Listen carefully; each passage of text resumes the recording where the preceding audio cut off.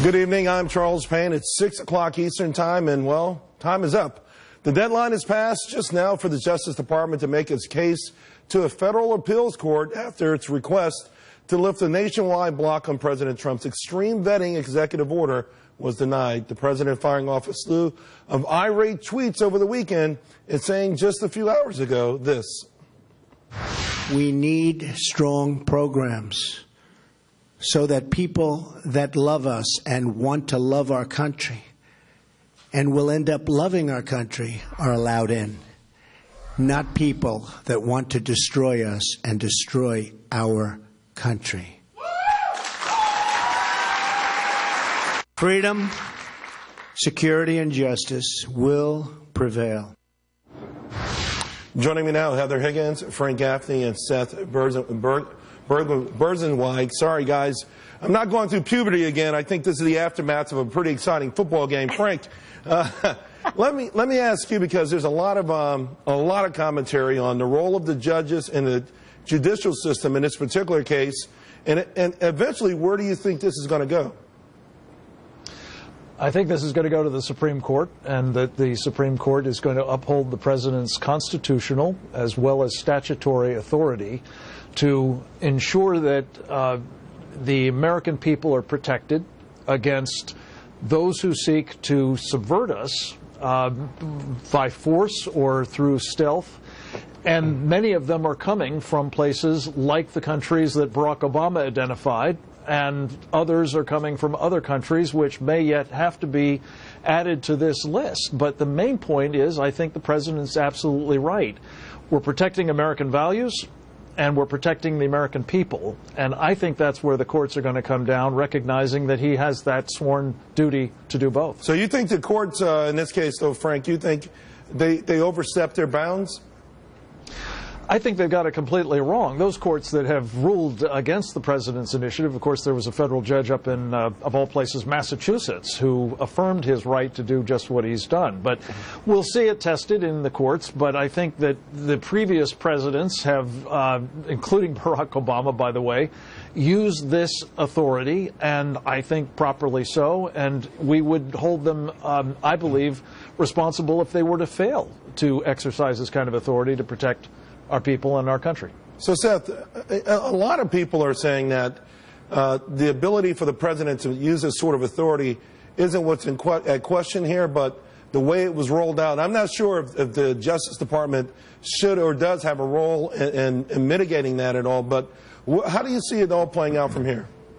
Well, I think the rollout was a little bit sloppy and impetuous, and there was a small layer of this about the green card holders that I will admit was a problem that the administration had to backtrack on. But if you move that out of the equation, at the end of the day, the president was following his constitutional authority under Article 2 of the Constitution to address relations with individuals and nations abroad.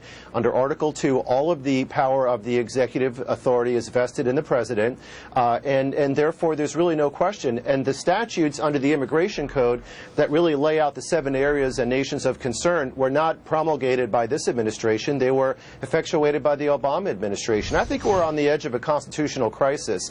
Any hour now, the Ninth Circuit Court of Appeals could rule on this, and it's incredible. They're reviewing affidavits from Madeleine Albright, former Secretary of State John Kerry, and a lot of people from Democratic administrations that are trying to micro-litigate this issue that the president has the constitutional authority on. So if you have the Ninth Circuit is a liberal circuit ruling in one way, and the First Circuit in Boston ruling in another with a divided Supreme Court and an empty seat, you really are looking at something unprecedented in the history of the United States. So Heather, how many, I think the score is maybe 6 or 7 of these lower courts did go against the Trump administration.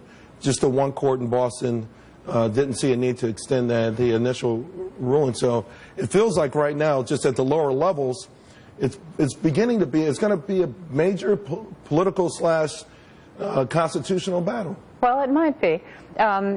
As I understand it, and a fair warning, I'm not an attorney, but my understanding is that the Massachusetts case was actually decided on constitutional grounds.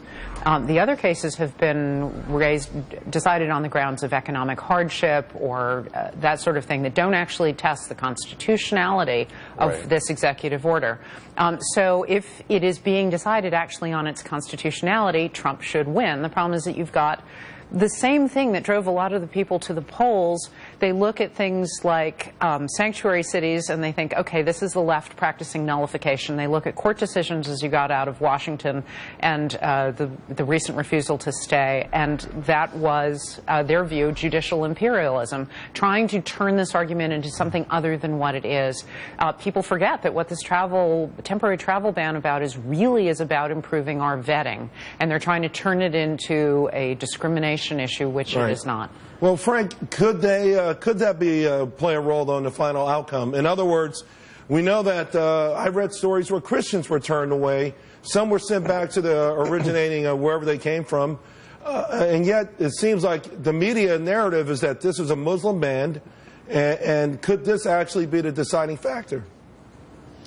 We'll see. It, again, depends on what the Supreme Court decides to evaluate this. I hope it will be on constitutional grounds. It certainly should be. But here's the bottom line. Let's be honest. What is really going on here is people seizing on whatever pretext presents itself to attack Donald Trump. These are people determined to destroy his presidency by hook or by crook, and I think they've seized upon this, and they are spinning it. They are, I believe, mischaracterizing it. They're getting federal judges to validate their efforts.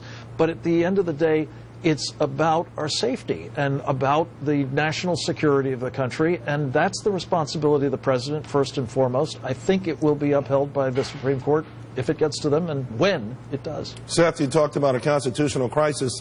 Tell us more, because it sounds very ominous.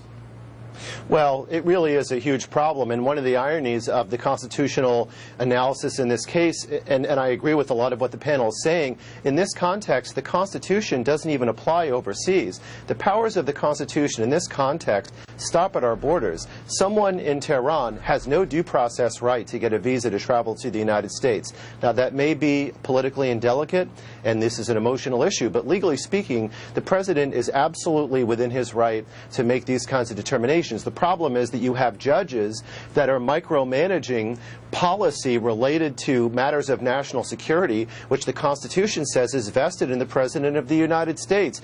If we don't release this logjam, it's going to be a big problem, and it's going to affect the national security of all of us from coast to coast. Who can answer this for me? If these temporary the moratoriums are extended for some of these countries, because it's in all likelihood it would be for a country like Syria and perhaps others, does this make the legal battle that much murkier? Frank, do you know the answer to that? No, I don't think that's the issue. I don't think it's the duration. Barack Obama put one in place for 6 months with respect to Iraqi citizens a few years ago. So I don't think that's the point. The point, Charles, is the principle. And I think we've all basically come to the same conclusion. The principle upholds the president's latitude to do what he has to do. And again, it's in statute as well as in the Constitution. That's what the courts ought to rule on, not on economic hardship and other mechanical considerations. If I can jump in, I think that one of the concerns here is what really does muddy it is if the U.S. Circuit or the U.S. Appellate Court decides against the administration. The decision about taking it to the Supreme Court when you only have 8 justices, that's going to affect the whole nomination process for the 9th Justice of the Supreme Court. And it's also, as we see this battled out, going to affect companies like, potentially, Apple and Microsoft, Google, that have all claimed extraordinary economic hardship from having this travel ban in place.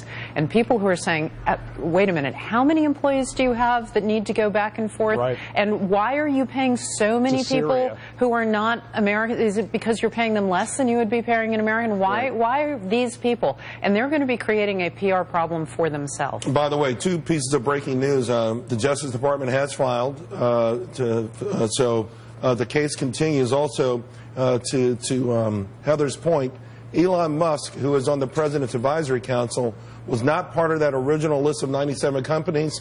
Now he is with Tesla and SpaceX. So, guys, the plot thickens. Thank you all very much.